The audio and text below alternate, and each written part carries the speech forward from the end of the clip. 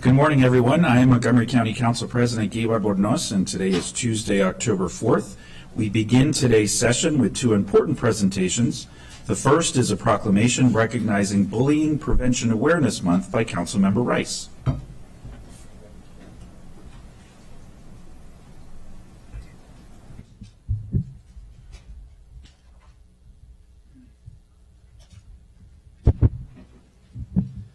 Well, thank you very much, Mr. President. And I'm joined by John McCarthy, who's our Montgomery County State's Attorney, as well as Phil Andrews, the Deputy Chief of Community Outreach, and our Director of our Office of Human Rights, Jim Stowe, as well, to talk about this very important topic. And it's one in which is incredibly timely because in this nation, we find ourselves at a point of divide. And while there has always been differences of opinion, those unfortunately have risen in the field of social media and others into discourse that is elevated, unfortunately, oftentimes into violence. It is so much more than what we saw that typically was those words that we know still hurt that are now translated into actual violence. Just a few months ago in Connecticut, a 6-year-old boy was hit in the face with a tennis ball that was soaked in gasoline and lit on fire and caused third and second degree burns on this child's face, all because they got into an argument on the playground. And based on investigation that's still underway, it was found that this 8-year-old was tormenting this 6-year-old child over and over again each and every day. And I would just implore our parents that it's got to stop. When I joined the Maryland General Assembly in 2006, it was a young woman who came into my office without her parents, without an appointment, who was asking us to change the law. She at the time had identified as lesbian. A long time ago, it was not the same as it is now in terms of social acceptance, and they had created a MySpace page about her, tormenting her, all kinds of things like she should kill herself, she should die, she's a waste of space, we don't want her here in our school. And those kinds of things had huge impacts on her. And she was a senior, about to graduate, and she made me promise. She said, while I know that you're not going to be able to do anything that will help me because I'm leaving school, I want to make sure that you can help others and others that are like me who will come behind me. We passed one of the strongest bills in the nation back in 2008. That was the anti-bullying bill in the state of Maryland, still recognized as one of the strongest anti-bullying bills in the nation. And I'm proud to have folks that continue to prosecute with all the updates on legislation that have been there, not only from the criminal side, because this is a criminal act. To do something like this and to try and stalwart a child, to injure a child, whether it's physically or mentally, is something that is not acceptable in our society. And so I'm very happy to have folks who continue to ensure that those protections are afforded to people in our community under the law. And we also see it in our workplace. We see it in our workplace when it comes to folks who intimidate and harass others based on their identification, cultural identity, racial ethnicity, even what they look like or what they wear. The reality is that people spend so much more time dividing that actually takes more energy than it would be to just accept one another as fellow human beings. And we've got Director Stowe, who's here, who investigates those kinds of incidents that happen in our workplaces throughout Montgomery County. You've got crusaders that are up here, and my colleagues behind me who continue to support our efforts to ensure that our children and adults can live their lives out without being harassed or intimidated or discriminated against. That's the reality of what this is about. It used to be a long time ago that folks thought that bullying was something that was just you had to deal with. It was a rite of passage. And we've actually seen the huge impacts that it has. You have people identifying with PTSD symptoms because of the impacts of bullying on them. It does not mean to be weak to be bullied. I want to make sure that people understand that. You are not weak because someone is bullying you. In fact, it's the other way around.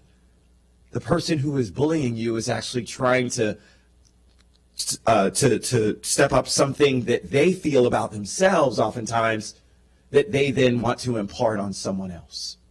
That's the reality. The strong person is the person who comes forward and says that this is not acceptable, because it's not only about them, but if they're bullying you, they're likely bullying someone else as well. And so, like that young girl who came into my office, who stepped up for those in her community and said that they wanted to make sure that bullying was being stamped out in their school and across the state of Maryland, I implore each and every one of you who see these situations to speak out and say something. Whether it's cyberbullying or whether it's bullying in person, it's wrong, it's illegal, and it has to stop. So I'm going to turn this over to John McCarthy and Phil Andrews to talk a little bit about some of our efforts when it comes to prosecution, and then I'll turn it over to Mr. Stowe to talk a little bit about what we're doing in the Office of Human Rights. So our State's Attorney, John McCarthy. It's an honor to be here with Craig, who's been a leader in this area for a very long time, Phil and Jim as my friend. I will tell you that, and I particularly want to thank Craig, who's been a leader on the issue of bullying here in the community. I think I've stood here more than 1 year with him on the occasion of trying to educate the community about how we can intelligently deal with the issue of bullying. Particularly, again, I think a lot of our efforts have been designed to making sure our kids are safe and our schools are safe, but it does go into the workplace as well. Last year when we went back to school after COVID, I will tell you, I think we all realized the pent-up frustrations for some of the kids, the anti-bullying campaign and speaking out about anti-bullying really, we had a tsunami of issues when we went back to school last year in the area of bullying. And, I think we're in a better place now, but our efforts are really important. This is a priority for my office. Phil leads a lot of these efforts for me. Phil Andrews, a former council member, served with Craig before. We do dozens of programs. We probably talked to tens of thousands of kids already about this. We go out to PTAs. It is important that parents know what's happening. It is important to know what's going on. One of the things I think also that becomes a challenge for us is that a lot of the bullying occurs, it's cyberbullying. It's online. And especially when kids went back to school last year, you could cyberbully till the cows came home, but if you didn't have access to the other kid, it didn't lead to violence.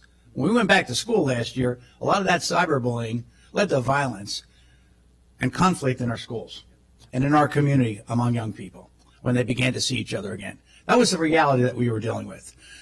So we've, one of the things I've learned about statistically, 80% of the people who bully said, there's more bullying on cyberbullying than face-to-face bullying. I guess when I was a kid, somebody walked up to you in the schoolyard and they said whatever they're going to say, right, Jim? They said it right to your face. That's not the way it is now. They cyberbully you 80% of the time. And most of the kids will tell you, if you ask them, would you have done this if you had to say it to somebody's face? And they would say, I wouldn't do it face-to-face with somebody. Which maybe goes back to what Craig was talking about. This is not an act of bravery. This is, in some sense, an act of cowardice by the people that do it. So in any instance, we remain committed to do this. We've sadly seen situations where bullying has led to, I've been at events with Councilman Rice because people were killed as a result of bullying.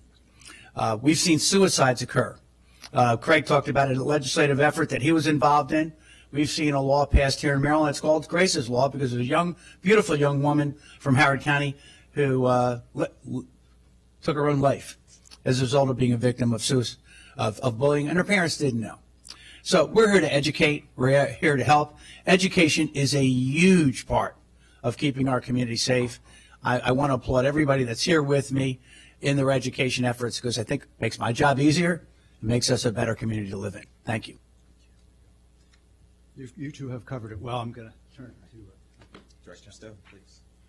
Good morning. Thank you so much, Councilman Rice, for your leadership in this area, and to members of council. I'm here representing the Committee Against Hate Violence as well as the Human Rights Commission and our efforts to, in fact, to make sure then that we have safe environments for all of our children, particularly those who are in our schools each and every day. I'm reminded of this young man who was sort of tall and gangly, Councilmember Rice, and he was just a little big for his age, and it turns out that he was the subject of bullying. It turns out that he went to a school that was 1 through 12, and so he was actually bullied by high school, and ended up then being intimidated to a place where he had older brothers, it turns out, but he felt so afraid he could not tell his older brothers about what was happening to him by an older member of that particular school. And it turned out to be then that there was a violent act that was performed against this young man, and to this day, they still remember it. That young man was me. It's personal.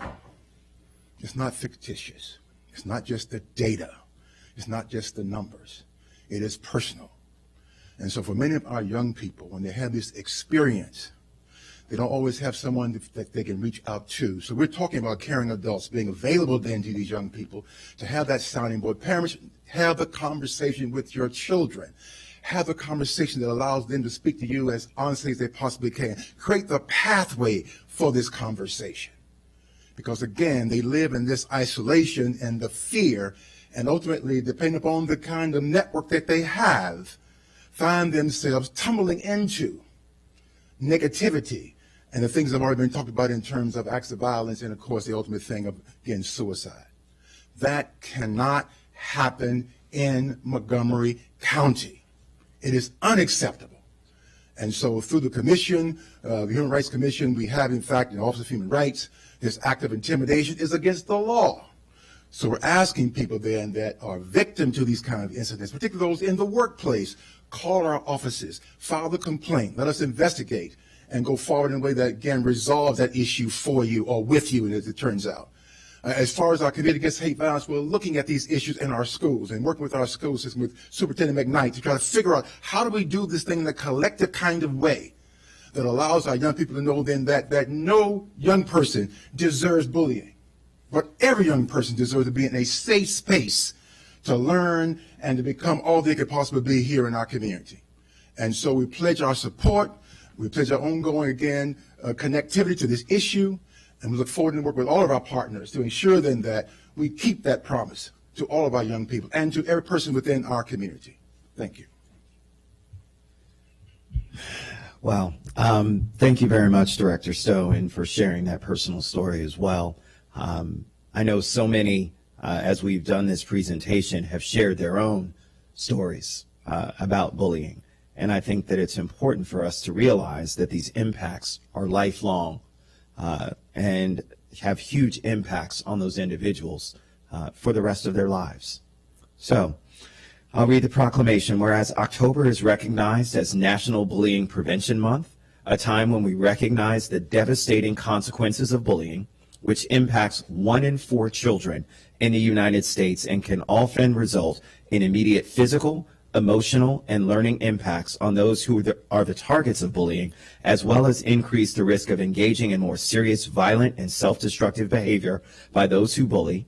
And whereas bullying is repetitive, intentionally aggressive behavior involving an imbalance of power that is directed at an individual or group of people and can occur anywhere, including in our neighborhoods, schools, playgrounds, workplaces, sporting venues, and through technology such as the internet and our cell phones.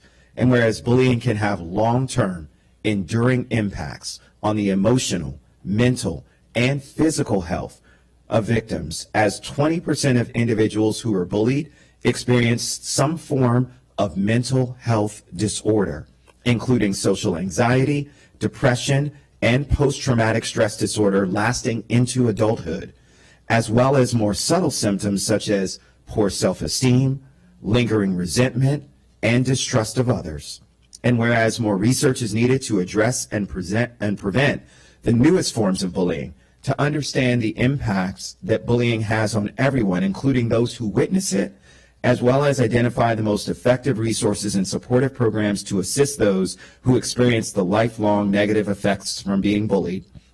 And whereas all members of our community must work to end bullying quickly by identifying and intervening when it occurs by creating cultures of respect and kindness, by building positive relationships at school, in our workplaces, and in our community, by advancing social and emotional learning, and by nurturing self-care, humanity, and empathy in all of our residents. Now, therefore, be it resolved that the County Council of Montgomery County, Maryland, hereby recognizes the month of October as National Bullying Prevention Month, presented this 4th day of October in the year 2022, signed by myself and Council President Gabe Albornoz.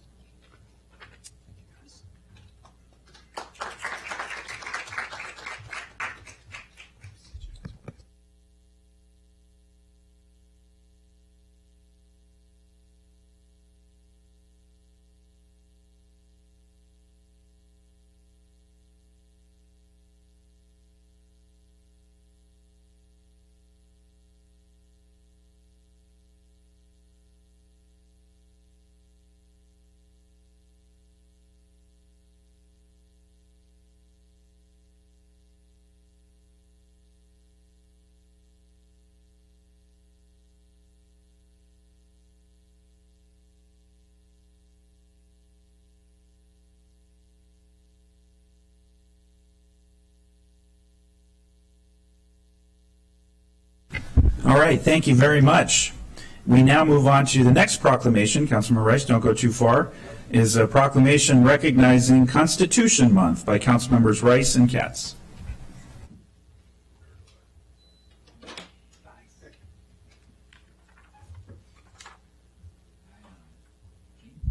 So I normally go first, but I'm going to let Councilmember Katz go first this year.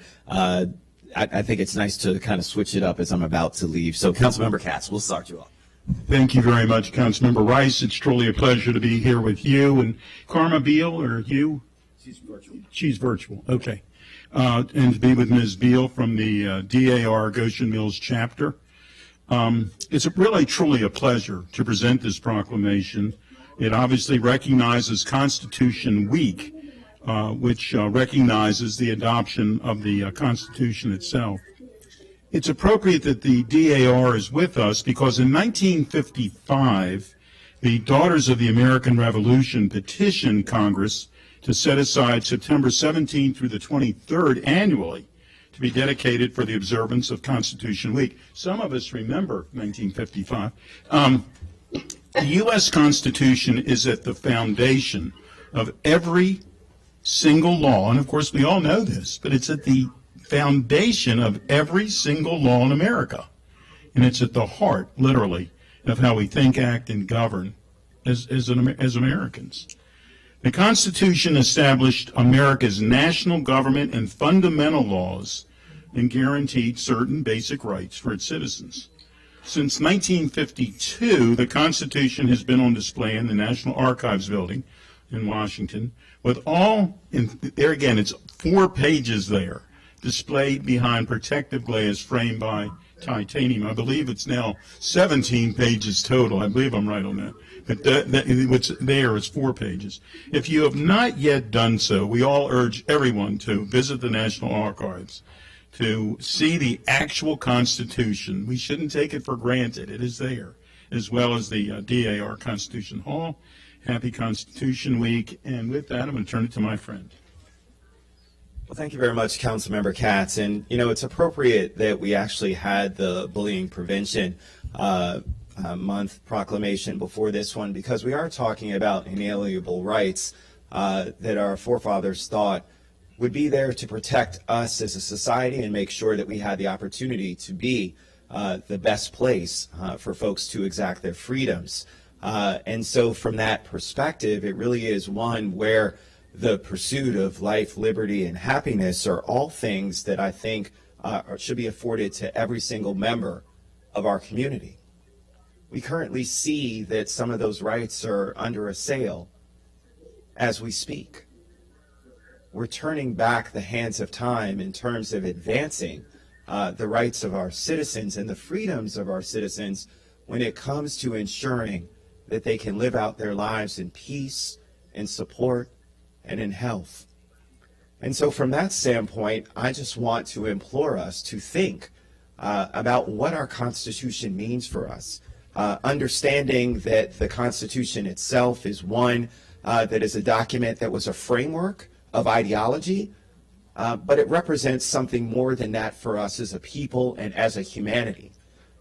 We need to make sure that we are finding ways to come together, to lift each other up, to not separate one another, to ensure that we're focused on the success of our nation as a whole, which means we need to be focused on the success of each and every individual. The reality is that each person in this United States of America represents a fabric, a piece of that, a thread of that fabric that is there. Everyone knows when you have a loose thread, what happens, unfortunately, to that fabric. And so every single person is important. There is not a single person who is not important to holding this society together. So I hope that people hear that and understand that, because when it comes to us trying to ensure that the United States of America is one of the strongest nations that serves as an example to other nations of how to continue to support its residents and keep them lifted up, we have to do this. We have to value one another. And so I really want to thank Karma Beal, who's with us today. She is a member of the Goshen Mills chapter, which held its of the DAR, which held its organizing meeting back in June of 1977. And so Karma, as many of you know who have seen this presentation, has been a part of this for so long. And I really want to thank the Daughters of the American Revolution for continuing to help remind us of why our Constitution is so important. And so with that, let me turn it over to Ms. Beal. Thank you very much, Councilman Rice and Councilman Katz. I try to look at the Constitution in a different way each year when I present a short program to our chapter. And this year I thought it would be particularly appropriate to look at naturalization for our immigrants who want to become American citizens. And there is a pocket study guide that you can download from the internet, and it has 100 questions in it that are picked from on your naturalization test. And the first 3 questions have to do with the Constitution. The first being, what is the supreme law of the land? It's our Constitution. What does the Constitution do? It sets up the government, it defines the government, and it protects the basic rights of Americans. The third question is the idea of self-government is in the first 3 words of the Constitution. And what are these words? And we all know them. We, the people, with the emphasis on we. So everyone should think about that. Everyone should look at these questions and see if you can answer them yourselves, because the immigrants, the people who want to become Americans, have to know the answers to all of these 100 questions. Do you know the answer to all of these questions? And that's what I'm asking. Thank you. Well, thank you very much, Ms. Beal, and certainly one that reflects, again, when you have great things, you oftentimes want to share them. You shouldn't want to keep them just to yourself. It is truly the ideology of this country in terms of us ensuring that democracy, as we look at what's happening in Ukraine, continues to spread across this world. It's what we believe in as a nation, and so we should be doing the same thing right here in our own country. So with that, we will read the proclamation together. I'll start off. Whereas the Constitution of the United States embodies the ideas and principles of our founding fathers, supplemented by the wisdom that has reflected in our dynamic republic over 2 centuries, and Whereas this fall marks the 235th anniversary of the framing of our Constitution by the 1786 Constitutional Convention, and whereas the Constitution not only embodies the hopes and aspirations of Americans for liberty and representative government, but also continues to inspire people seeking freedom the world over. Now therefore be it resolved that the County Council of Montgomery County, Maryland hereby recognizes the 235th anniversary of the United States Constitution and urges constant vigilance of county residents in protecting our liberties and rights for generations of Americans still to come. Presented this 4th day of October in the year 2022, signed by myself and Council Member Katz. Thank you so much, Ms. Beal. We'll make sure we send this to you. Okay, thank you.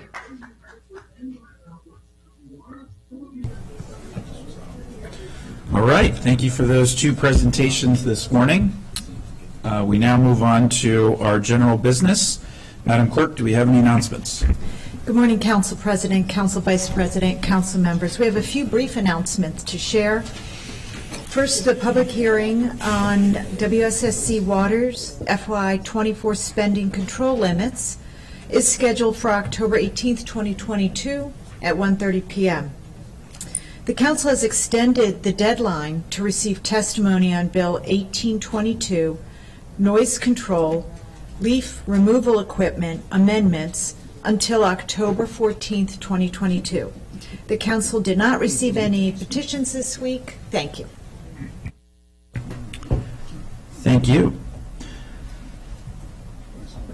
There are no minutes for approval this week. We now move on to the next item on the agenda, which is a continued work session on Thrive 2050. I'd like to invite Ms. Dunn to come forward and Dr. Orland.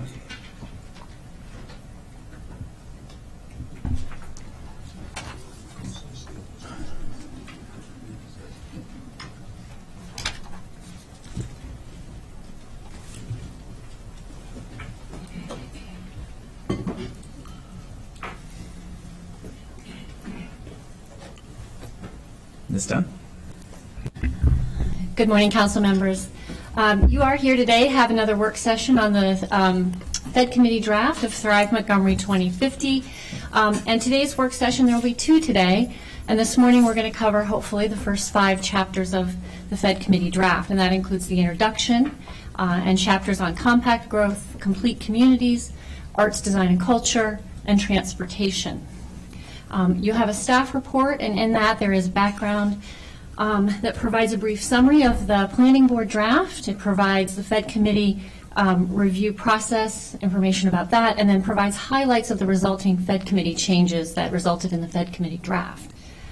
For people that are not as familiar, I'll just make a quick note. The draft before you today that we're reviewing this morning and this afternoon has been organized into 6 what we call policy chapters, in addition to the introduction and conclusion. The first 3 chapters, they build on each other, laying out a foundation for growth in the county at 3 different scales, and then they support the functional chapters that are the following 3 chapters on transportation, housing, and parks. So the first chapter, compact growth, defines growth from more of a regional and a county-wide perspective. The second chapter, complete communities, lays out a vision at the neighborhood and the community level. And then you have the design, arts, and culture chapter, which is really about how the development of individual sites or projects might occur and the vision for that. Over the course of the summer and the fall, the Fed Committee held 9 work sessions on the Planning Board's draft. The committee completed its review on October 25th. And incorporating all of its changes, they were unanimously supported by the committee, and that is the draft that's been posted on the council's website for almost a year now, and is under review today. If you wanted to look, there are highlights of the changes they made. Those are included in the staff report, and they're on page 2 of the staff report. Just for some housekeeping, the format of the review today for each of the chapters. In the staff report, I've provided a brief, very brief summary of the chapter, what the content is, raised any highlights of any issues that were prominent during the Fed Committee's review. In some chapters, there were things that they discussed at length, and in other chapters, they were pretty straightforward, and there were not really a lot of prominent things discussed, more editorial. And then last, after considering the Fed Committee's review of it, the comments received there are the comments that this council has received on the Fed Committee draft itself from both the public and other interested parties. And we'd like to thank the residents, the neighborhoods, and civic associations and other business and community groups for their comments and input. As you know, not every comment that we received is attached to this packet. However, we did provide an addendum yesterday that provides a link to all correspondence received by the county.council email as of September 30th. And there's a link to that on the Thrive web page on the council's website. The comments attached to this packet are provided because they suggest edits to the Fed committee draft. And we tried to focus on the most prominent comments that we received, the most commonly received comments. And one last thing we do also want to thank the executive branch staff for submitting comments to us as well. We received those late Wednesday. They were received in time to attach to the staff packet, but not in enough time to evaluate them. We also received a few other groups weighing in late, and we will try to bring that information and comments on those to you at the very beginning of the next work session. So with that, I am on let's see, I guess the third page of the staff report, which is the introduction. So this is the very first chapter of the plan that we'll discuss today, and it includes several sections. These are designed to provide context for readers of the plan. It includes what is a general plan, how it works as a blueprint for the future, provides an explanation of the 3 overarching principles or objectives of the plan, thoughts on principles of urbanism, and information on how the plan was developed and organized, including a summary of public outreach. When the Fed committee reviewed this section, the most prominent issue that they really talked about was really the organization of the introduction. Comments the public had weighed in on that, information that was lacking in the planning board's draft of introduction that had been in the public hearing draft that the community found helpful. And so the Fed committee, working with council staff and planning staff, reorganized that chapter and put some more information back in it. But what we now will talk about is what's still being commented on that's not quite perfect. And so what can the council do to change what is before them in the Fed committee draft? And the first one before you is this relationship of the general plan to the municipalities, and that be clarified. And so what council staff has suggested is an edit. You can see it on page 3 of the staff report, but in a portion of the introduction, it is very much to clarify that while the general plan provides guidance to the entire county, that guidance is not binding on municipalities, and municipalities are the ones that have independent planning, zoning, and subdivision authority, and we provide a footnote that then lists all those municipalities for readers to be clear on what we're talking about. Okay, moving on. The second was that, a comment that the introduction should include more explanation and discussion of the important role of master planning, and should include a map of all master plans. And council staff agrees that the language that addressing the relationship of master plans and sector plans to the general plan is definitely useful information for the introduction, and there is an edit to that effect. It's in the staff report as well, and that language has primarily been taken from the public hearing draft that the planning staff prepared for the planning board. And as far as the map, which is also useful, my comment in the staff report was at first I thought, well, as soon as you print this map in the general plan, it's out of date. But I in further thought, as I was going through my comments to bring to you today, I thought there is good context for that. So what is in place as an approved master plan at the time that this general plan was adopted is probably still useful for the communities to know. So I'm not against having that map added as well. If there's any questions? Okay.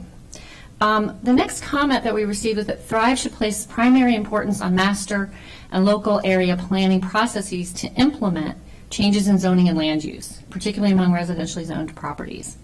And this comment in staff does not suggest that the council make a edit to the plan in this regard. While staff definitely understands the importance of master planning and adding as much language to the plan to clarify the importance of our master planning process in this county, requiring a master plan in order to implement land use policy, especially countywide, would be a significant change from our current general plan, and could possibly restrict the council's authority to make countywide changes to land use policies, such as, changes this council has implemented for our MPDU program is just one example. Councilmember Friedson. Yeah, thank you. These two somewhat go together, and I just want to note the prior line item here that Ms. Dunn put forward is really putting back largely the planning staff recommendation that was taken out. There's a lot of advocacy to put it back in, specifically related to master plans. I just wanted to note that. I'm not sure that's clear. There was a lot of discussion about that. Ultimately, the Fed committee didn't do that. The proposal here, which I'm supportive of, is to add that back in. There's a clarification of sometimes functional plans do certain things and sometimes they don't. So I think it's important that we are consistent with that. But I just wanted to note that for everybody, because that was a major conversation point. So I didn't want to make sure that we didn't gloss over it. So thank you. Great, thank you. So with that, we'll move on to the fourth comment, which is the introduction talks about constraints on development, including lack of vacant land, which I think the council and the planning board and staff have talked about for several years now. But the comment is it doesn't mention the already zoned capacity for land in the county. And my thoughts on that are that the reason that we focus so much on the lack of vacant land, and it's really about the idea of redevelopment. And so the vision, the policies, the practices about how we grow when we redevelop are applicable whether or not there is zoned capacity or not. And those are issues for master planning. So this document sets out how do we think about growing as a county in the future, whether that occurs on some limited amount of vacant land, whether that occurs through a redevelopment process, whether that redevelopment process requires additional zoning. All those things get worked out in the master planning process or future legislation that the council will consider. But this document sets the ideas for the fact that it understands that we just don't have a lot of vacant land left and we will grow, most likely in a redevelopment scenario. And then the fifth one, I just want to note, and this is kind of occurs through every chapter, is last week you were given a table that provided all the comments that came out of the Racial Equity and Social Justice Report. And in that table I provided either edits to every chapter of the plan where there was a policy or practice. It was a goal to try to get those recommendations into policies and practices in the plan. But where the recommendation was more aligned to an action, then the recommendation was that this is something the council should take up later. There will be sort of an action document that includes indicators and metrics that would occur after the planning process or after the plan is adopted. So the 5 just references that, and that's in your packet as well, that table with all those recommended changes for the per the Racial Equity and Social Justice Review. So if you have any questions on that. Okay, so the second chapter is compact growth, corridor-focused development. And this chapter, it has one very prominent component in it, which is the 2050 growth map. And the council or a committee did spend quite a bit of time on this. The growth map illustrates the relationship between corridors, growth areas, and centers, and it's shown on page 7 of the staff report. And during the committee's discussion, they talked about elements of this growth map, the definitions of the growth areas, the definitions of centers, and all that text I also provided it in the staff report for ease of seeing it because I think that it was something the committee spent quite a bit of time on, were these two elements. And one thing that the Fed committee draft did is that it clarifies that centers that are identified on this map are not exhaustive of all the existing and potential centers. And it notes that they are included to demonstrate that centers of activity can be located in the county's suburban, urban, and rural areas. We know that we have Poolsville and Damascus, and those are located in our agricultural reserve area, but they are centers. The text further states that while future growth should occur in these centers, the amount of growth and intensity of development should be commensurate with that center's location and context. That's very important, and that is in the general plan. I just want to highlight that was a consistent talking point we've heard from a lot of folks concerned about Thrive, that the feeling that this was an attempt at a one-size-fits-all approach. And I think this particular chapter acknowledges that that's not the case. We are adjusting as necessary based on what's happening within each of those respective communities and acknowledging that, which I think is an important thing to stress. Thank you. The one suggestion the committee had that was different from what was, in addition to some of these changes and clarifications on the definitions, was that when the plan is developed and produced, there will be a larger illustration of the map. Currently now the centers are listed on the side. Occasionally they're small in print, so placing them underneath the map so the map can be as large as possible on a page will help readers understand the map. And then in addition, the committee added 2 practices based on community input. They added a practice related to clean energy generation, and another one basically with respect to the agricultural reserve, that to maintain agriculture as the primary use in the agricultural reserve through policies, regulations, easements, incentives, including those that maintain a critical mass of contiguous farmland. So I think both of those practices that the committee developed were really in response to the community feeling like they wanted more prominence for the ag reserve and they wanted more prominence in the plan for clean energy. Those aren't the only other changes. There's a lot of other things that will be throughout the rest of the chapters also related to these items, but I just wanted to highlight those 2 here because they came up during the conversation of this chapter. Councilmember Reamer. I'm sure Councilmember Friedson has weighed in on this, but should White Flint be North Bethesda? Probably yes. Okay. So.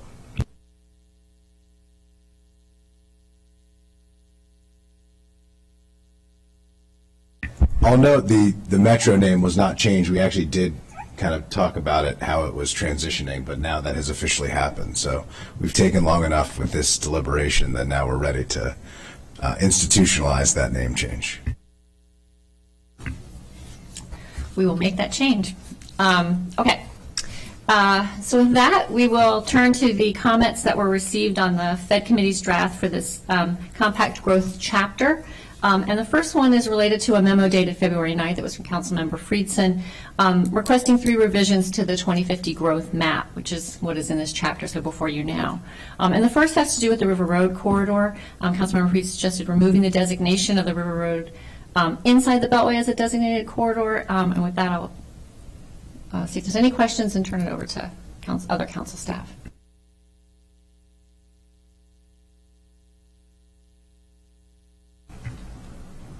Somebody have a question? Councilmember Reamer.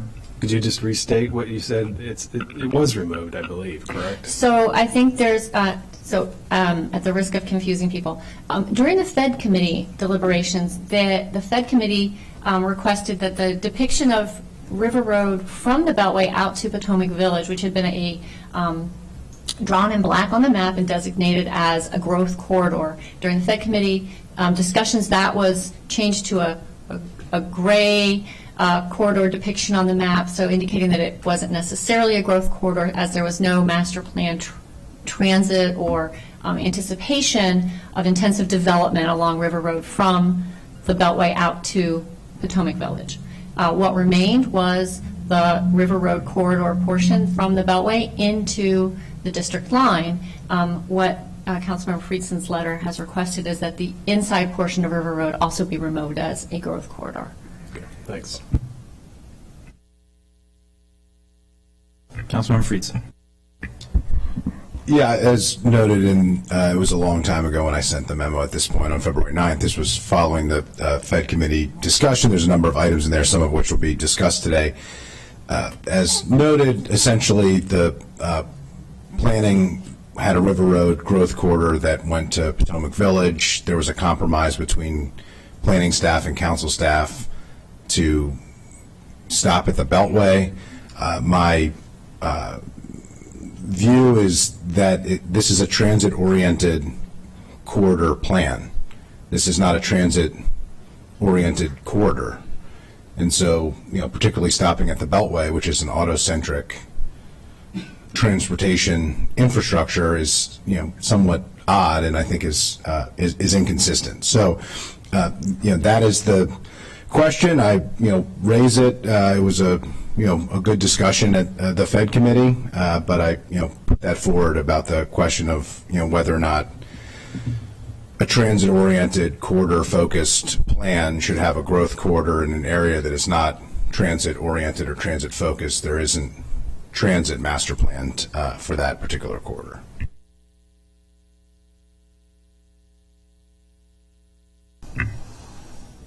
Okay, moving on. The second point in Councilmember Friedson's letter was in reference to removing Darnestown from the map. And currently in the map that was in the Fed committee draft and in the planning board draft, had Darnestown shown as one of its centers, a rural village center. Really the crossroads there with the grocery store and some of the commercial development, it does fit that definition of a rural village center, a rural, I guess it's a village neighborhood center, sorry. But the community in Darnestown has continued to weigh in with their concern about being represented on the map. I think the bottom line is that the Fed committee was very clear in the draft that is before everyone is that the map isn't intended to have every single center in the county listed. And I think that's important to note because we know that new centers will get created over time with new master plans. Centers will change their nature over time as well. Some that might be small today may become medium later. And so we wouldn't want to imply that this map is representative of everything we expect in the next 30 years. It's really about what's there today. What is the zoning on the ground today? How has it developed? What is the nature of the neighborhoods today and the communities? So it's really inconsequential if Darnestown is removed from the map, since we're not trying to include everything. I'd be fine with removal. Okay. Yeah. Okay. Councilmember Rice. Thank you. As one of the folks that represents Darnestown, who actually lives in Darnestown, who's heard from folks about this, it is certainly important for folks, recognizing that, again, there is a character that is there in Darnestown. I do understand the vision of what it is that we're trying to do in terms of allowing for all of these to be represented, but understand the angst that's there in terms of how it appears on so many levels for individuals, and thinking that that somehow then represents a future growth area that's going to change the character and dynamic of the area. And so from that standpoint, I agree with Councilmember Friedson that this is the way to go. And so, but I did just want to ask, in the previous one, did we make a decision about the River Road? I think we acknowledged, but I didn't know if there was. Yeah, I think we're going with council staff recommendation. Terrific. All right, thank you.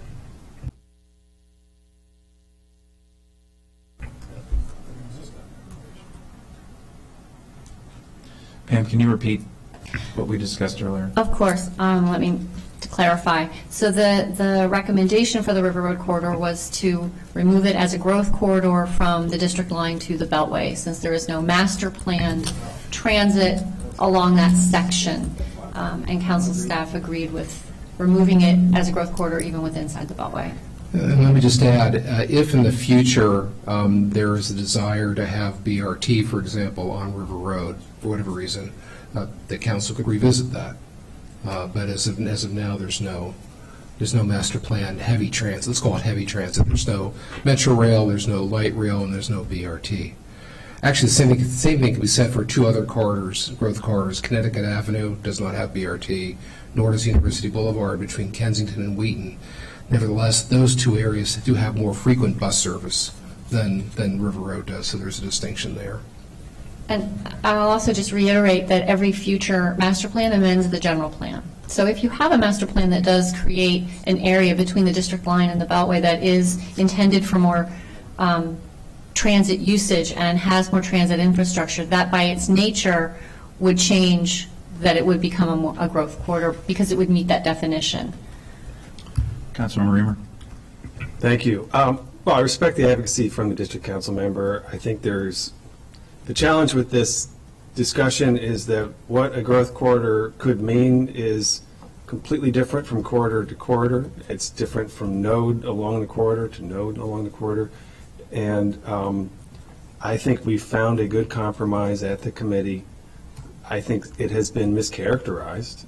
I think that there are voices that are seeking to portray it as implying that we're seeking some specific built environment as a result of that designation. I don't think we are. I think we're frankly recognizing the reality, which is that it's a busy corridor, and we do have some substantial development in the corridor, such as West Bard. But that doesn't imply that we want to see West Bard-like development all up and down the corridor. So I'd respectfully urge us to stick with the committee version. I don't think we need a motion because what is in the committee version is there, unless I'm misunderstanding the process here. We are generally nodding or establishing agreement when we agree with a recommended change. Correct. So what I would ask is if the council as a body agrees with a change to the Fed committee draft based on Councilmember Friedson's request. Understood. That's all. Depends. Whether a motion is needed, I think depends on whether we all know this is a consensus item or whether there's, more. I'll move it, but I'll just note that virtually every recommendation that is in here is a change to the Fed committee draft. So I understand this one might have different opinions on it, but we need to have an approach here. If every single one of these require a movement and a motion and a second, then that's how we should proceed.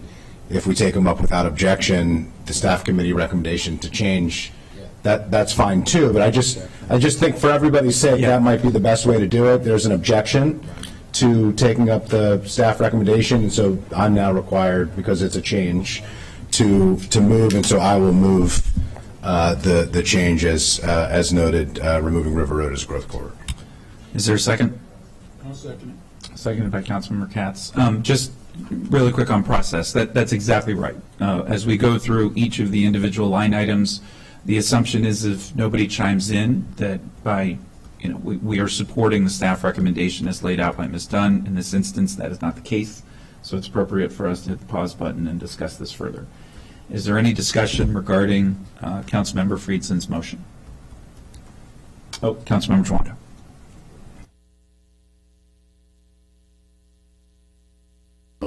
Okay. I just wanted to hear from our staff and planning staff. This was a while ago, and I know I was on the side with the chairman, and I just want to remember. Can you help me remember what the reasoning was from planning, and then secondarily what we discussed and how we landed where we did on this issue? Chair Reamer expressed, I think, some of it, but I feel like there was more there. Yeah, River Road. So I think everyone's looking at me, and so I'll respond. For the record, Gwen Wright, Planning Director. We felt it was important to include growth corridors in every part of the county. We felt that River Road, although it doesn't have transit today, just by its geographical location, is an important corridor connecting the District of Columbia to the Beltway and ultimately across the bridge into Virginia, that it was an area that already had some levels of growth in the Westbard area, and that could be a potential area to look at future growth. And again, I do have to note, it was brought up also by your racial equity, social justice consultant as a recommendation from them to add it back in. But I think it's important, and this has already been addressed, that this is, particularly these activity centers, are really meant to be illustrative. And it is true that the council made the decision during the Westbard plan not to upzone some of that River Road section. So really, these maps should be considered conceptual rather than prescriptive. So whatever you decide to do, I think there's a case to be made either way, but I wouldn't attach so much importance to it one way or the other. Is it in or out? Yeah. And thank you. That's helpful. I do remember the discussion now. And the racial equity report is important because I think, while I think you're right, Ms. Dunn has stated a future master plan could update it, could be more transit. It is a connecting point.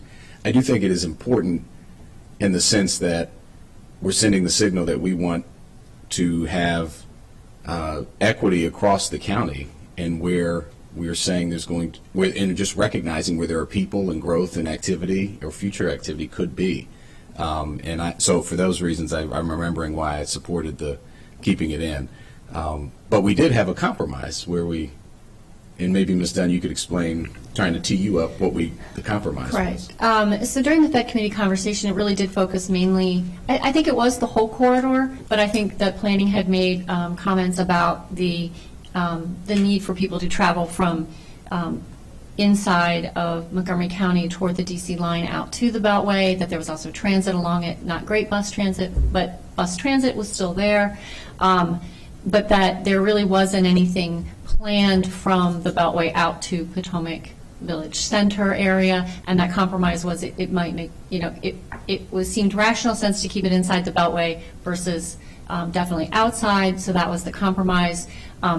In Councilmember Friedson weighing in, looking at it now, I think, again, if you are looking at the definitions of the growth corridor where it talks about transit, and that was actually another part of what the Fed committee did, was like add transit to that definition, it becomes debatable whether it actually meets it today. I understand this idea that we do want to give a vision of equity, so it is a complicated decision on whether you keep it in or out. I appreciate it. So yeah, I'll stick with the compromise. Thank you. Thank you, Mr. President. Thank you. Councilmember Friedson, followed by Council Vice President Glass. Oh, sorry, my fault. I'm happy to yield to others since I've already spoken. Yeah. Councilmember Friedson, followed by Councilmember Katz, and then Council Vice President Glass.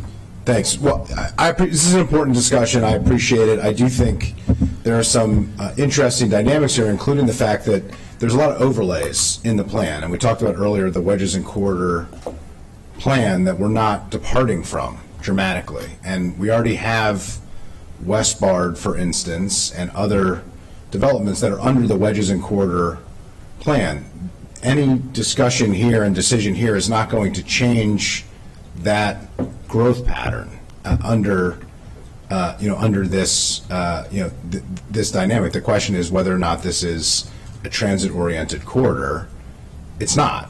And we talked earlier about master plans amending and updating the general plan as the way that we do business. In fact, we just clarified that earlier in the plan. And so the question is, either we are setting a new aspiration here that we're going to have, heavy transit along River Road, which isn't contemplated and, has significant cost implications and practical implications, or we're not. If we choose at a later date, I mean, we're talking a lot about, but we think we might in the future, that's what master plans are for. And so I think the question really is, we have to decide what these definitions mean, and I think we have to be consistent with those definitions. I certainly understand some of the other rationale for why this should be changed, but for the idea of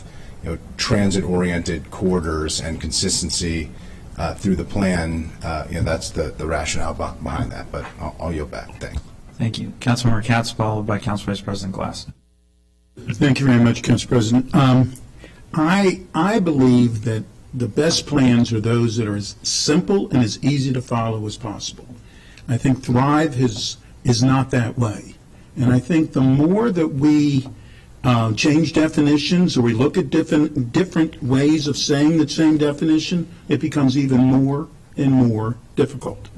And I think in this case, if someone looks at the way it is written right now, they believe that this area, that the River Road area, and I was going to speak about Darnestown as well before, I'm in support of removing Darnestown from the plan, but I'm also believe that in this area, if we say in here, well, this could be a growth area, all it does is cause a lot of excitement for a place that more than likely will not be a growth area. We're not going to have, though maybe who knows what we're going to have in 30 years, but certainly in the next 10 years, we're not going to have the transit-oriented developments there. So at this point, I am supportive of the motion that I second for Councilmember Friedson. Thank you, Mr. President.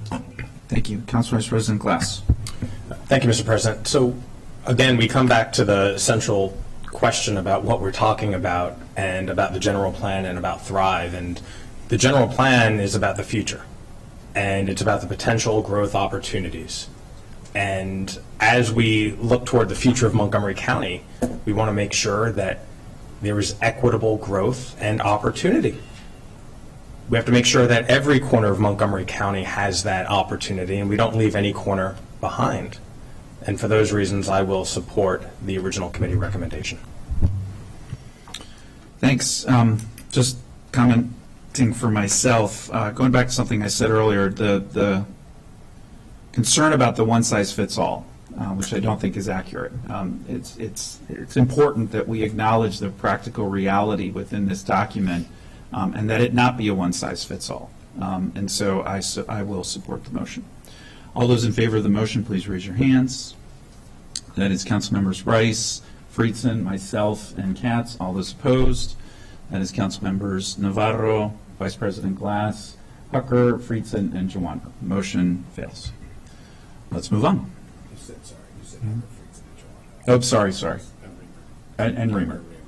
Hucker, Reamer. For the record. For the record, yes. Thank you.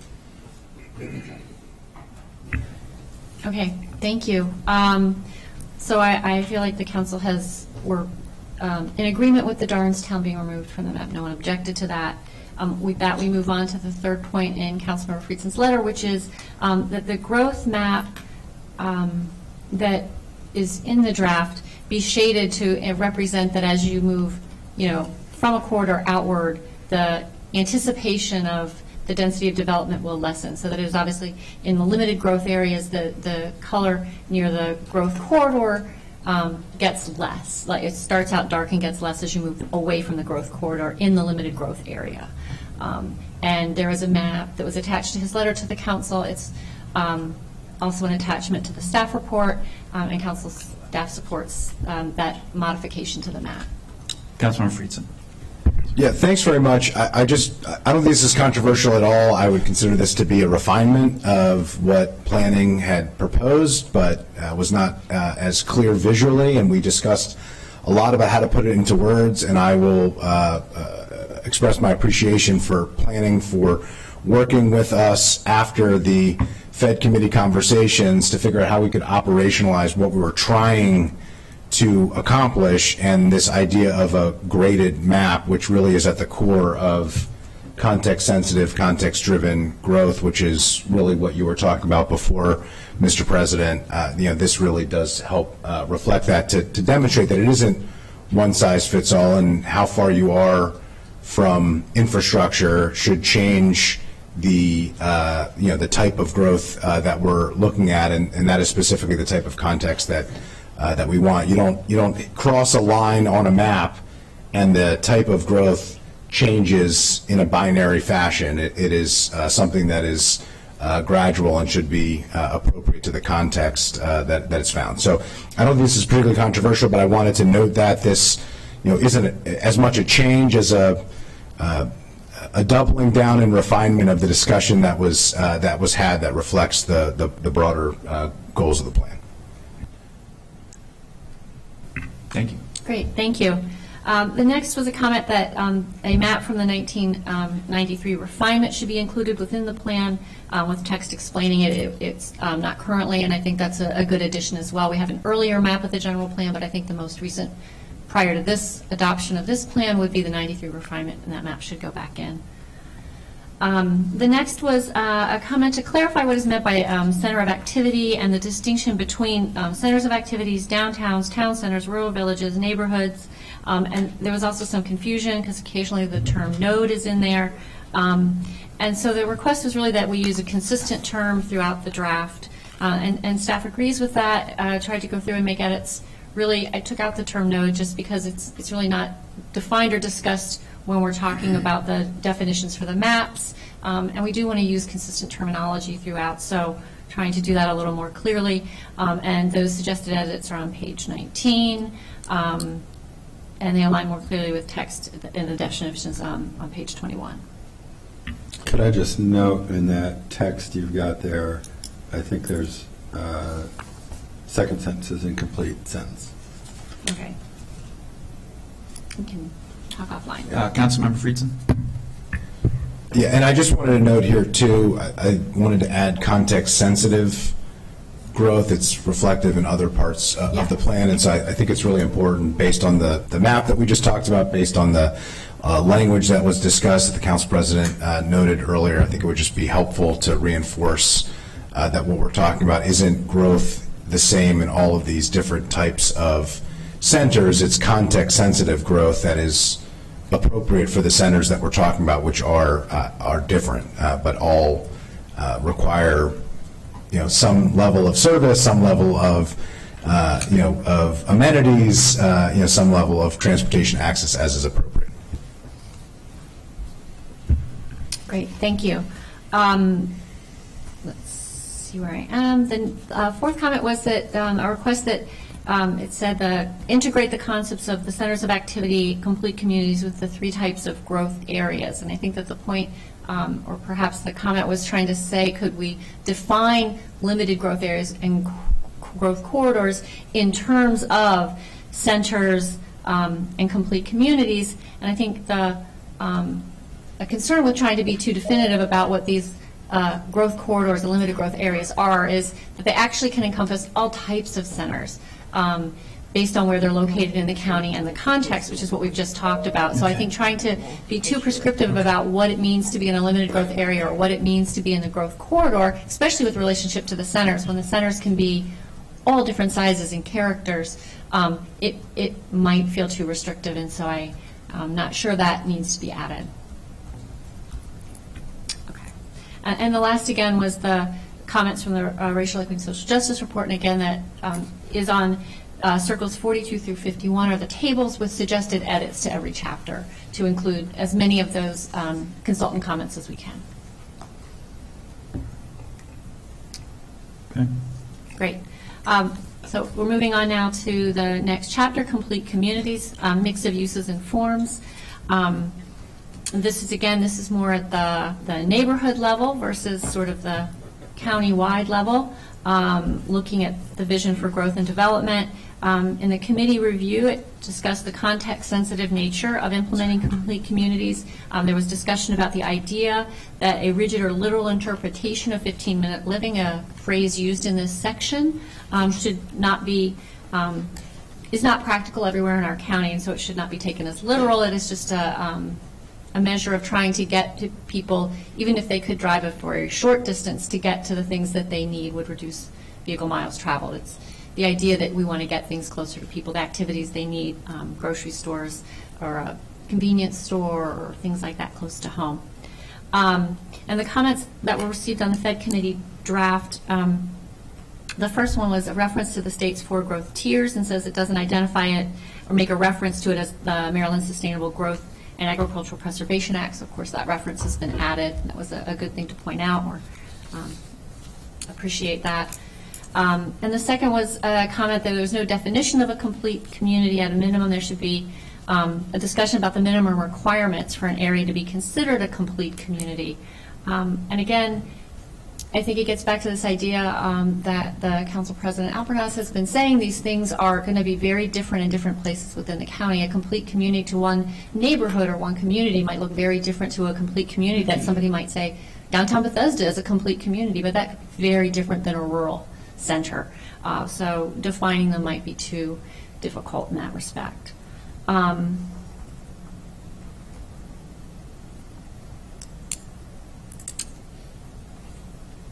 I don't see anything else there. Councilmember Katz, sorry. Thank you, Council President. So is there going to be any definition of the complete communities? I mean, if we, and I understand that it's not one size fits all, but it's got to be one size fits something. So we should have some definition somehow while we're calling it a complete community. So in the very beginning of the chapter, and I believe it's also in the staff report on page 11, it does in text talk about it. It says complete communities are places that include a range of land uses, infrastructure, services, and amenities that meet a wide range of needs for a variety of people. I know that's very broad, but it's trying to... I don't believe that there's any place in Montgomery County that wouldn't fit. I could imagine if you lived in an area where it took you a very long time or there was no way you could walk to anything. But it didn't say walk in that definition. It says that they could drive. And if you're in the ag reserve, you can get to Poolsville in most cases within 15 minutes or whatever. I mean, not all cases, but or Frederick or wherever they're going. To me, there needs to be something, or at least why are we calling it a complete community? It's just a concern.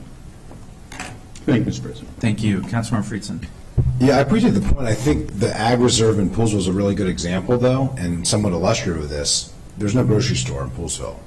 This is something that has been pushed for decades. It's a food desert, and Delegate Lily Chi and others at the state level have tried to do things to incentivize there to be a grocery store in Poolsville. Poolsville has the worst health outcomes of any other place in the county, and that's largely viewed as because of a lack of transportation access and proximity to healthcare services, and something that we're going to try to address as a county, and the executive branch and the council have been working together to try to solve this. So I understand your point entirely, but I do think that the idea of what is a complete community is important, and the point of access to services and to amenities matters, and it matters specifically in the way that we're talking about here. We're not saying that Poolsville should be Bethesda or should be Silver Spring. I don't think anybody is suggesting that. I think people specifically want to live in Poolsville because it's not Silver Spring and it's not Bethesda. It has its own small town charm and the things that make it a really special place. But that doesn't mean there shouldn't be a grocery store and access to fresh produce. It doesn't mean that there shouldn't be the ability to go to a medical appointment without having to wait hours and hours for a car for somebody who doesn't drive. So, to me, I think there needs to be flexibility here. I understand the concern, but the idea of having an aspiration that you have a complete community that allows somebody to live a dignified, high quality of life anywhere in the county, and that what it means to be a complete community is context driven. We really can't have it both ways. We can't say this isn't a one size fits all plan and then say we're defining exactly what the size has to be in your community.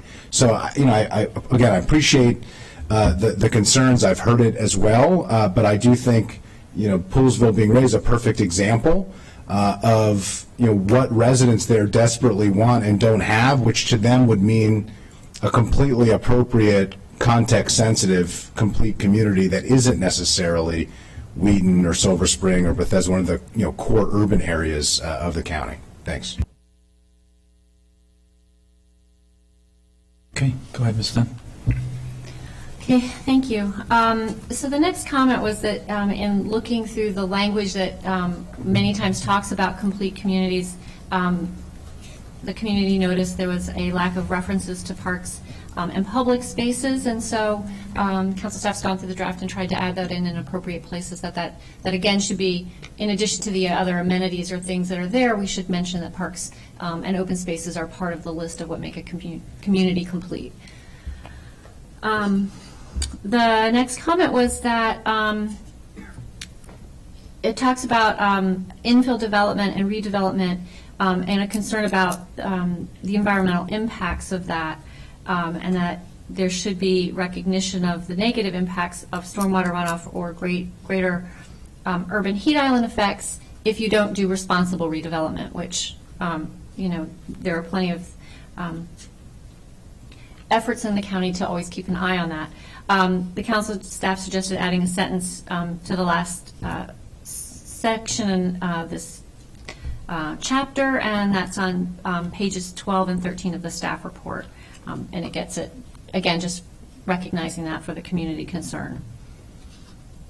Yeah, I just want to stress this.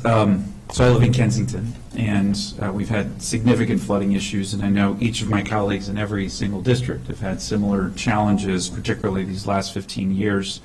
And so it is a legitimate concern, and one that absolutely has to be a significant focus moving forward in the development and any development about those unintended consequences. And frankly, there's a lack of infrastructure, as I've learned on this issue, that's going to take decades to fully be able to resolve.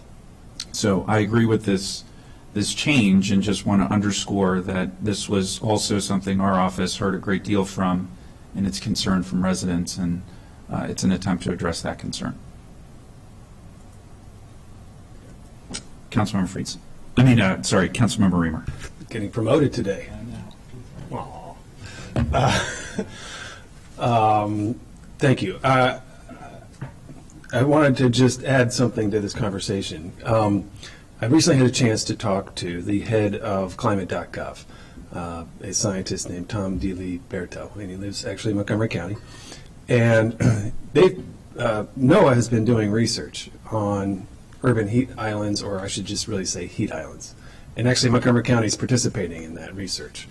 And he shared something with me that kind of blew my mind, and I don't think most people are prepared to accept it, which is that the way to cool down urban heat islands appears to be taller buildings, because tall buildings cast shade. And I think there has been a long-standing advocacy argument that it's development in urban areas that's the problem creating urban heat islands, when in fact it's perhaps not tall enough buildings. The scientist, Dr. DiLiberto, observed to me, he said, you were recently in the July 4th parade, and as you were walking, it was really hot. Where was everybody seated? And they were seated in the shade of the buildings. That's where they're seated on a really hot day. He said that he thought actually the evidence was going to probably show that real issue with heat is expansive roadways, like the Stroads, the Route 29s that add a lot of wide pavement and get really hot. So I just wanted to note that, and I think I support the motion, but I wonder if we could have a friendly amendment that would not single out the urban heat island issue, because I think that's different. I think stormwater runoff is always an issue. It's an issue in urban areas. It's an issue in suburban areas. But I think we should qualify this notion here a bit about urban heat islands. So the language that staff suggests was at the top of page 13. It does use the term at the very end, urban heat islands. We could strike the word urban from that and just leave in the word heat islands. That would Is that satisfy my appropriate? concern, if that would be okay with my colleagues. Okay. Great. Okay, we're moving on to the next one then. The last again is any racial equity and social justice recommended changes that are on that table on circles 42 through 60. And then now we're moving into the design, arts, and culture chapter. This is the one that really is about growth at the level of a project or a site, things that planning staff deal with on a regular basis, and how the design and the addition of arts and culture to these types of projects, sites, can really be enhancements to the county as a whole. The Fed committee didn't really have any real prominent issues when this came up that they discussed. There was nothing controversial, but we did receive comments on it at the council level now on the Fed committee draft. And one is that in the one of the policies or practices relating to arts and cultures talks about trying to support the arts industry with housing or space for artists. And the comment is, why don't we have an accommodation for others, not just artists? And just wanted to point out that in the housing chapter, we actually do have that. We have a practice to calibrate the applicability of affordable housing programs to provide regulated affordable units as workforce housing, regardless of sector. So trying to say that in a different place, we are addressing sort of all workers and that they can have housing that is affordable to them. The next is a comment that there was a concern about a language that might imply we were ensuring space for the arts and culture sector, and that who gets to decide if that's enough space, would there be quotas, and how to support something like that. And looking through the way that the Fed committee draft ended up with the policies and practices, there really wasn't a practice that said we were ensuring space. There was one that said promote public art, cultural spaces, and cultural hubs along corridors and in complete communities. But supporting those things doesn't necessarily equate to giving them space. That could be one thing, but it could be a lot of other things that support those industries and groups. So I'm not really sure we need to make a change to the draft for that. I wanted to call out that was somebody's concern. The third comment we received was that more information should be added regarding the difficulties with reuse and adaptive reuse. It's a term that's in the draft, and I think people don't always understand what that means if you have difficulty in reusing a building. And so we've added text to one of the places where that's talked about, and it's on page 38 of the Fed Committee draft. It would be revised. It's on page 14 of the staff report. That's fine with everyone. The next is... Sorry, Councilmember Reamer. Sorry. Sorry, so you were referring item 3? Is that what you were just touching on? Yes. Is it really true that the structural integrity of commercial buildings is inferior? I've never heard that. Is it really true that floor-to-ceiling heights are inadequate, or is it just that we don't accept that that could be an appropriate living standard because of I think the prejudice about what that should be? And if we want to support, conversion, we want to embrace the idea that maybe we should be a little more flexible about building codes and things like that. I think that this was just trying to express that it can be difficult and costly to reuse existing buildings if we're not careful in the way that they are originally designed. Because we have old buildings where they may have structural integrity if they try to be added on to or reconverted. Thank you. Could we just remove the editorial words? So remove inferior, inadequate, and incompatible, and then just leave those issues in there? I think. Even that sort of leaning heavy on it here. I think this is really trying to get at how to promote more adaptable buildings. I think we all agree as to what our vision here is. I just don't know why we need to lend strength to what might not be a really accurate view of the desirability of converting existing commercial. So, I've got Councilmember Katz, help me out here. followed by Councilmember Friedson, and then Councilmember Rice. Thank you, Mr. President. I agree that we should do this in the positive rather than the negative. We should, rather than use the word inferior, we should say superior. Structural integrity, we should say adequate floor-to-ceiling heights, those types of things. But for us to have a document that says that we don't want inferior structural integrity, we should put that in every document. We don't want anything inferior. And so I do believe we should have the same idea, but in a positive way. Thanks. Councilmember Friedson, followed by Councilmember Rice. Unlike Councilmember Cass, who nothing he does is inadequate or inferior, I struggle in this department. But two things. One, I appreciate the conversation here. I think we're trying to get at the same thing, so I just think it's important that we note that. I think this is less a disagreement than a wordsmithing issue. Appreciate you putting this forward. I would suggest either we take something very similar to the language that you shared in your explanation, which I thought was clearer than what was written, or we focus on flexibility, because really the issue here isn't inadequacy and inferiority, it's inflexibility. It's if you have a building with a single use, the ability to have adaptive reuse is limited.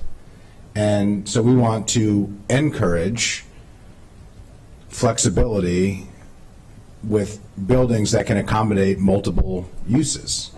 That seems to me to be what you're trying to get at. That's the more positive way of saying a single-use building is inferior, inadequate, et cetera.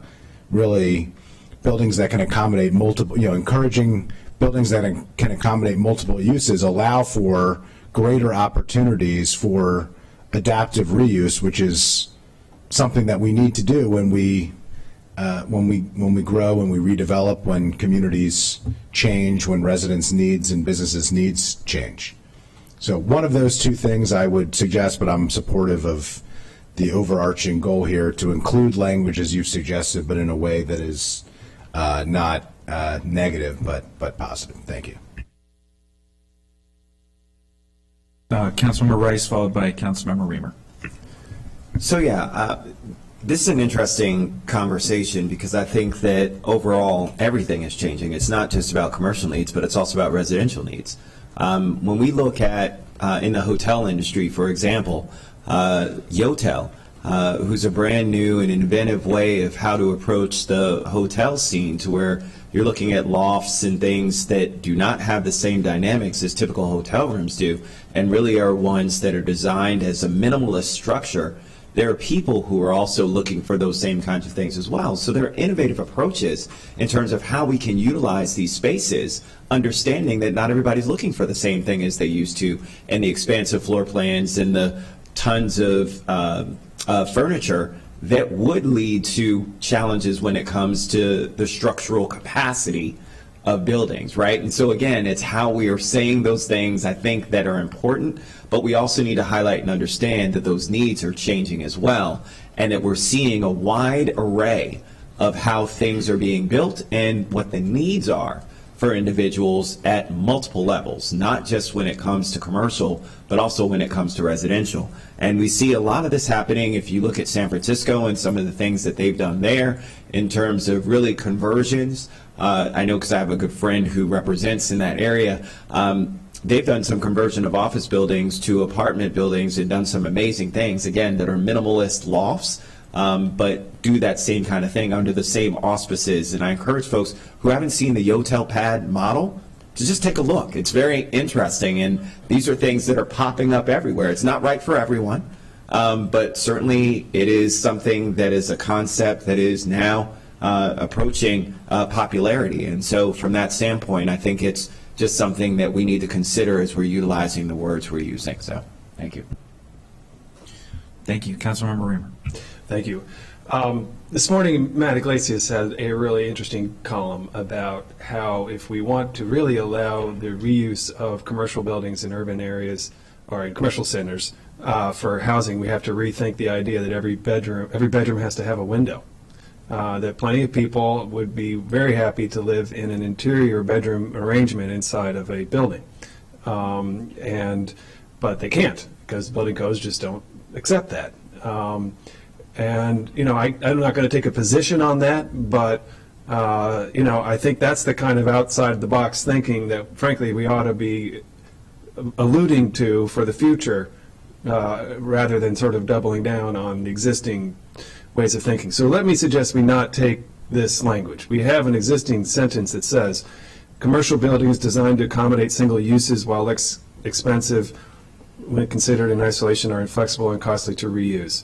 I think we could just have a period there as it is in the existing draft and then let the rest of it go. And I think we would not, you know, delve into these issues as much as I don't think, want to. So I'll make that motion. Is there a second? I could restate the motion. Okay. I was saying the underlined text on page 14, number 3, we would not accept the new proposed language, which is due to, and then that subsequent line. So the existing document says, commercial buildings designed to accommodate single uses while less expensive when considered in isolation are inflexible and costly to reuse. I think that's a fact. Ms. Wright has a comment. I mean, I do think that's a fact, but to get to the comment that engendered this discussion, maybe there should be, you know, a period after reuse and a second sentence that simply says, in the future, buildings should be designed with additional flexibility in terms of structure, floor to height, floor to ceiling heights, and floor plates, so as to allow for adaptive reuse in the future. Yes. And just add that as a second sentence. I will second the amended motion. If we include the second. Friendly amendment, yes. Well, if the mover agreed. I accept that as a friendly amendment. All right. All those in favor of the amended language as just proposed, please raise your hands. Okay, that's unanimous. Great, thank you. On I your got way that. out, Quinn, you made an amendment. Congratulations. Okay, thank you. I have written that down, but I will re-listen just in case. The next one is, there was a comment that the chapter should specifically state the preservation of African American historical spaces as a policy objective. And this was similar to a comment in the racial equity report, and we've added the following practice under the use design-based tools to create attractive places with lasting value that encourage social interaction and reinforce a sense of place and inclusion. There's a practice to support the preservation of historic African American, Indigenous, cultural sites and resources. That's good. And then again, the table reference to the racial equity report. If there's anything related to the chapter on design, arts, and culture there will be edits to that as well, and they are in that table for you to view. And with that, I think it's transportation. Thank you. And we're on the bottom of page 14. This is a section actually on transportation and communication. Actually what Thrive does in the area of transportation is really memorialize what councils have been doing for the last 15 to 20 years. It's a steady transition away from the concern about traffic congestion and more towards increased emphasis on safety for pedestrians, bicyclists, and also motor vehicle drivers and passengers, as well as providing alternative modes of transportation to the automobile, particularly transit riding, biking, and walking. So in that respect, there's really nothing new here. This is just, it puts in a general plan for the first time these principles as being in the forefront, and to borrow a car analogy, it puts traffic congestion in the back seat. There were some issues that Fed Committee raised to the Planning Board's draft. One, there was the statement and recommendation in the Planning Board's draft to, quote, stop planning or constructing new highways or major road widenings for cars. And the Fed Committee felt that was too strong a statement, that there were certainly certain road projects which were already in the CIP which would have to come to a stop if that were to happen, and others that were in facility planning. And that there certainly were parts of the county, particularly in the middle and the upper part of the county, where the basic bones of the transportation network or the road network hadn't been completed yet. And just to essentially build out those areas that were master planned. So the Fed Committee replaced that comment with two other comments. One is to stop proposing new multi-lane roads in master plans. So rather than stopping a project which is in the CIP or in a current master plan, when you redo master plans, don't be looking to add any more multi-lane roads. And secondly, to give a lower priority to those kinds of roads, or to construction of those kinds of roads, even those that are already in the master plan, as well as grade separated interchanges and major road widenings, compared to alternative modes of transportation. Again, both of those are really something that the council's been doing for the last, really particularly strongly in the last 10 years, but really going back 15 to 20 years. The board also had recommended repurposing travel lanes for bikeways and for bus lanes, and Fed Committee of course supports that, but they added the caveat that it shouldn't be done where it violates other county policies. In particular issue that I brought up had to do with the growth and infrastructure policy, or the adequate public facilities ordinance, where in many cases you can repurpose a lane and not have enough of an effect on traffic congestion to exceed the standards that are in the policy. Perfect example is Old Georgetown Road north of NIH, where it's gone from 6 lanes to 4 lanes, that do increase traffic congestion a bit, but certainly not to the extent that it reached the congestion standard for that part of the county. However, there are other places where conceivably that could happen, and so that would be a caveat on that kind of improvement. There's really very little in prior general plans having to do with communications, and so what the plan does here is add a whole layer of information and recommendations about that. And the committee wanted to even double down on that, so they added text prioritizing making deployment of high-speed wireless networks and fiber optic cable as an important part of infrastructure planning, and that the capability be provided all over the county, particularly to get rid of the digital divide. And there were also some recommendations to the Fed Committee to add some accessibility and other mobility types of measures to see how well transit would be doing particularly compared to driving alone. So with that, we did look at the recommendations that came from outside in the public. As Ms. Dunn mentioned we did receive late a lot of comments from the executive branch, including a pretty extensive specific markup from the Department of Transportation, which we really didn't have time to thoroughly evaluate and present to you today, but we will do it next Tuesday. So this excludes that, but we will come back to those.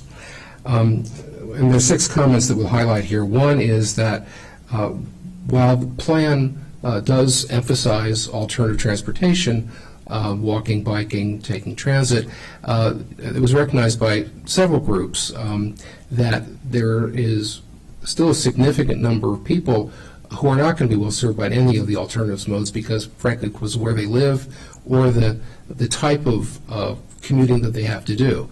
Particularly if you live in places like Clarksburg or Olney, transit, biking, walking is not going to make a really significant change in terms of the need for automobility in that area, in those areas.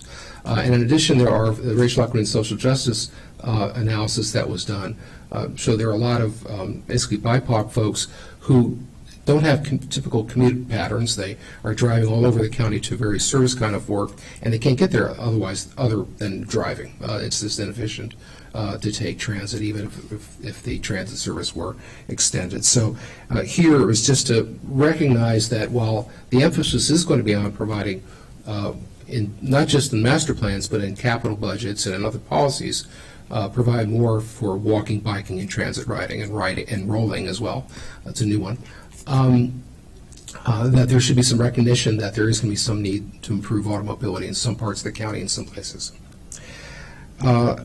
A second comment is... Just wait, hold on, Dr. Rowland. Sure. I've got Councilmember Friedson followed by Councilmember Rice, and I'm going to make a comment here too. Thank you, Mr. President. Thank you, Dr. Rowland. I was just hoping you could share with us some examples of the language that you're suggesting. I mean, this is a really important balance that we have talked about now fairly extensively of ensuring that everybody in the community has access to a job and to be able to live their lives and support their livelihoods, but that we're being true to our ultimate long-term goals of moving towards less dependency on single occupancy vehicles and on accomplishing our climate and transportation and environmental sustainability goals, and making sure that it doesn't seem in pursuit of those goals that we are forgetting about large segments of our community who don't feel like they're part of that picture or don't see what their part of that picture is. So this is a very delicate, very important issue, and I'm just hoping that you could perhaps share examples of what you're suggesting for the language for how to strike that appropriate balance. On Circle 105, in the middle of the page, after the section about the difficulties of having a car-dominated society, there's this sentence that's added. However, we must keep in mind the importance of roads for the delivery of goods and services, including police, fire, and emergency services, as well as the fact that until other forms of transit are more fully developed, adequate roads are necessary. In addition, roads in Montgomery County serve as evacuation routes during natural disasters and national security events, including continuity of government plans.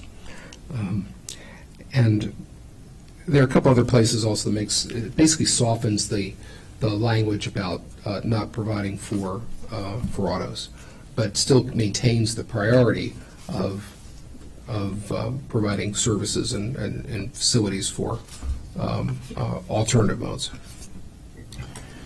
Okay. I got Councilmember Rice followed by Councilmember Jawando. Well, thank you very much, Mr. President. And I really want to say thank you because you guys have heard me talk about this over and over again about the importance of the district that I represent, that is some of the areas that you mentioned, as well as some of the other areas that both Councilmember Friedson as district council members and Councilmember Navarro represent as well, that aren't necessarily as connected, but we're also talking about folks who are in particular job industries. And I highlight my wife, who I talked about years ago, who washes her own towels for the fact that she's a hairstylist and has a salon in downtown Bethesda. And for her to try and carry all of her materials and her towels that she's washed at home and bring them on a bus, and all of the other stuff and supplies is not practical. And we have to remember that when we're talking about the industries, the various industries that we have, and there are numerous of them that are here in Montgomery County. And so there will always be a need. And so it's one where I know that folks aspire to where there's this total non-auto reliance. But the reality is that our jobs do not support that. And I want to be very clear. And as we approach different areas of our county to where there is a more diverse cohort of people who are actually in those varying job sectors versus other areas, the reality is that there's more intensive need for those particular opportunities of roadways. And I will just say one thing. If folks support folks using mass transit, they're still going to have to need roadways. And by us taking away lanes and advocating them for sole bike pathways, what you do is you force those buses into mixed traffic. And so you don't have as much of an expedient route. So I just want to remind folks that these are things that are out there as well. I'm not advocating against bikeways or bike pathways. I think those are incredibly important. But at the same time, we need to make sure that we understand that in Germantown, as has been well documented by my residents and myself, riding on certain bus routes from one area of Germantown to another takes 1 hour. Imagine if we started taking away lanes and what that would mean for those individuals who are traveling just in Germantown. I'm not talking about anywhere else in the county. And so we have to remember that as a part of why we're aspirational in terms of encouraging those in places that make sense, but also recognizing that there are so many areas throughout this county where it just does not. And that doesn't mean that we're not committed to our overall goals of reducing greenhouse gas emissions and encouraging people to use walking and other methodologies, but the reality is that it's just not right for every single place. And so I really appreciate this language that reflects this ideology that understands that there is more to it than just this aspirational goal, but there's a reality that's there as well. So thank you, Mr. President. Thank you. Councilmember Jawando. Thank you. I appreciate Councilmember Rice's comments. I associate with myself with them completely. I often remember when, and I think this language does a really good job of striking the balance, so I appreciate the staff's and everyone's work on it. When we did the racial equity work, the point was brought up about, and I remember this for my whole life, but if someone grew up taking the bus because we had to, and when I did the transit challenge, I think a couple years ago, from East County to here, Councilman Friedson and I were always joking. He was fresh and early, got right on the metro and got here in 20 minutes. Took me an hour and a half if the bus was on time, but I was closer. I was closer in distance, right? So it's a statement also about our built environment and that we need to do better to connect communities that want to be connected. But also when you're riding the bus, and I can say this as a kid and people I talked to recently, you want a car. You aspire to that, not because you might not still take the bus during the week, but you want to be able to get around. You want to take kids to wherever they have to go. And Montgomery County has always been a place and will continue to be for a long time that because of the way we're built, we have different types of topography and different types of neighborhoods and people want to get around. So I think it's important to recognize that in this document. I think this does a good job. We want complete communities. We want connectivity. We want multiple modes of transit, but we have to recognize who folks are and what we're dealing with as well. So I appreciate it. Thank you. Thank you. Councilmember Reamer, and I'm going to make my comment. Thanks. I just wanted to say overall, I think what we're trying to do is make sure that everyone has a good choice and that they can make the choice that best suits their lives and that transit can be a good option for them. That's what we want. We want, wherever you are, transit is a workable option. And how to achieve that is complicated and challenging and no easy answers, but I know that often critics will assert that what we're trying to do is make everyone choose one specific mode. Oh, we want everyone to ride the bus, or we want no. The goal is that it is a good option for everyone, and then they will make the choice that fits their lifestyle. And if we could get to that point, we're not there today. The experience that Councilmember Jawando had demonstrates that we're not there. And so we have to build that infrastructure, and that's what Thrive is calling for, is expanding choices for everyone. Councilmember Navarro? Thank you, Mr. President. I so much appreciate the suggestion and also this exchange because it has come a long way. This conversation on this dais for so many years was just so, binary in nature and did not recognize not only the needs of our very complex and diverse county, but also the fact that this whole exercise is for us to get closer and closer as a county to what you just described, Councilmember Reamer and Councilmember Jawando and Councilmember Rice, that we want options. We want everybody to have that opportunity. If we had a transit infrastructure that was so accessible and so reliable, perhaps one would choose to use that. And maybe there would be times when you have to take your kids to soccer practice or wherever, and then you may have to drive. But the idea is to, not live in some Pollyanna world where we just assume that everything has to be absolutely one way or another, while absolutely not recognizing the voices of so many people that live in our county who, again, just don't have a choice.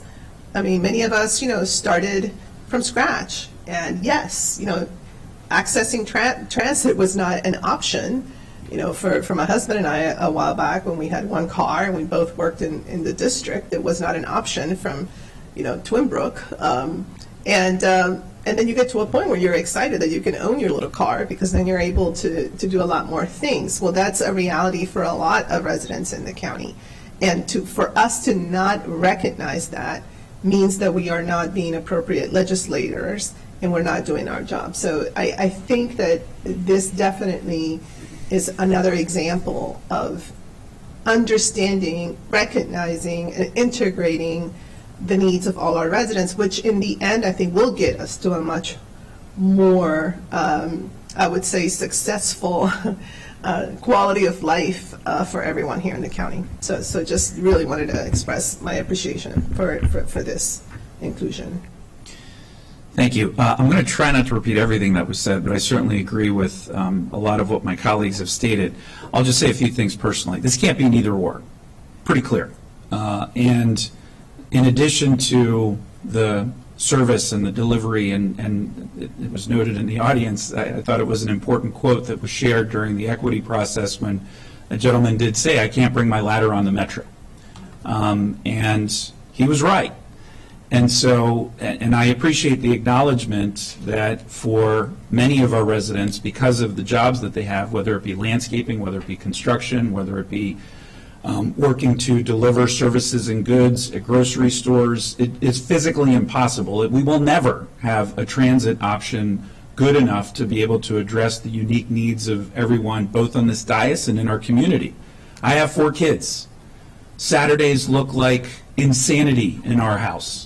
We are driving from Soccerplex to Fairfax to Poolsville to Bethesda to East County for birthday parties and soccer practices and baseball games. There will never be a transit system that will fully accommodate the needs of my family, and we're fortunate to have the opportunity to have those options and activities for our children. So this has to be a balance, and we need to reflect and be honest about that, and be aspirational, but also be realistic about where we are and where we need to go. So I agree with the language that has been recommended because I do think it reflects the very real and just practical reality of that this can't be either or. But for our general public out there who have expressed concerns regarding this, we hear you. We understand. We agree. So I will yield back to you, Ms. Dunn. Or Dr. Orland, sorry. Thank you. All the specific language, of course, is in the document starting at circle 1. It's like circle 61 through 147, right? Well, that's the whole document. I'm looking for transportation starting at it ends at circle 147, but it starts at. I'm sorry for the confusion here. 104. 104. Thank you.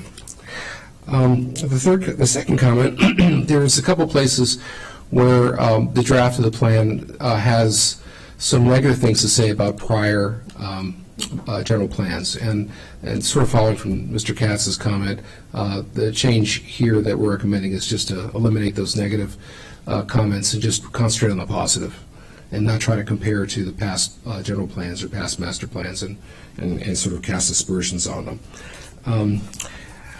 The third comment is that it was made by some folks, was that there seems to be a contradiction between not providing more in the way of road capacity, yet advocating for a more fine-grained street network within business districts. We don't see a contradiction in that at all. We think it's exactly what the planning board had and the Fed committee had was exactly right, which is that in areas, particularly in business district areas, you're better off not having the super blocks for several reasons. One is it does provide better circulation for cars going to and from their destination and not loading up on just a few streets where you might have to make them wider and then more difficult for pedestrians and bikers to navigate, but also makes it easier for pedestrians to go from one part of the area to another. So adding a fine-grained network within a business district, for example, is not something that adds to automobility, if you will. It just provides for better circulation for all modes. So we would not make any change there. There has been comments that there's not sufficient emphasis on including equity considerations in Thrive's transportation and communications policies. There is actually quite a bit of mention of that in the planning board's draft and the Fed's draft, but it doesn't hurt obviously to double down on that. And so there have been some suggestions to add more language in that regards, and we've shown some locations where we've done that. The fifth comment was that there's not enough emphasis hastening the transition from to electric and other zero-emission vehicles.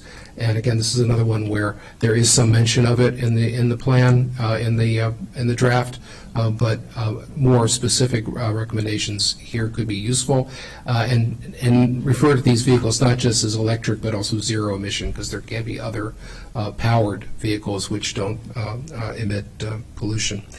And finally, that Thrive should recognize the need for more demand-responsive transit service, especially for the elderly and disabled. We heard this from the Commission on Aging. We heard it from the Racial Equity and Social Justice consultant as well.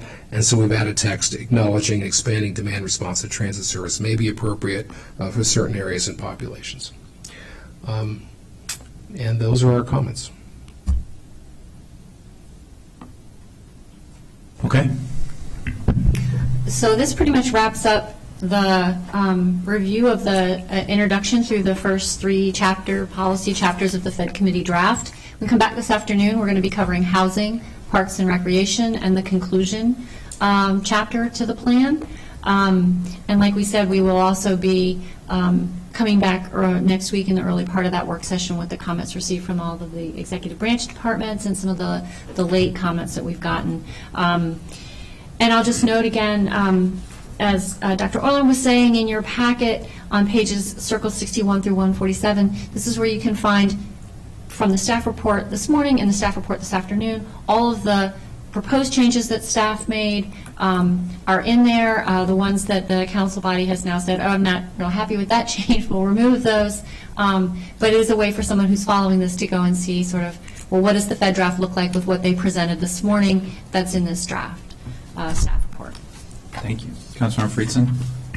Yeah, I just wanted to thank council staff and planning staff. I mean, we just went through a tremendous amount this morning. We're going through even more this afternoon, and not an easy task. The process hasn't been perfect, but I just appreciate all the work that's gone into it. I know we all do. I also wanted to note there is an addendum with all the comments received, so I just wanted to make sure that was clearly noted. That's public and part of the public record. Much of what was shared has been incorporated into what came forward here. I really appreciate the effort that has been taken to try to synthesize all that information and present it to us and incorporate it to the greatest extent possible. I will note that those 1,500 pages of correspondence that are included in the addendum are not exhaustive of everything that all the council members have received, and some of the other correspondence, those are the official correspondence that have come directly to central staff, but I think it's important to note that some of the biggest issues that have been raised, we're discussing and have been put forward, and I really appreciate personally all the work that staff has put into putting this forward. So thanks. Thank you. I agree. All right, so that is it for our Thrive discussion this morning. We will continue it again this afternoon. That moves us on to the third item on the agenda, which is the consent calendar. Could I get a motion to accept the consent calendar? Moved by Councilmember Rice, seconded by Councilmember Navarro. Any discussion?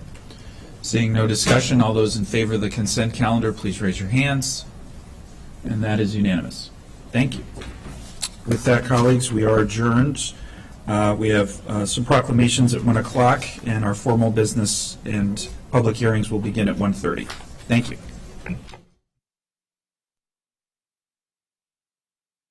Empower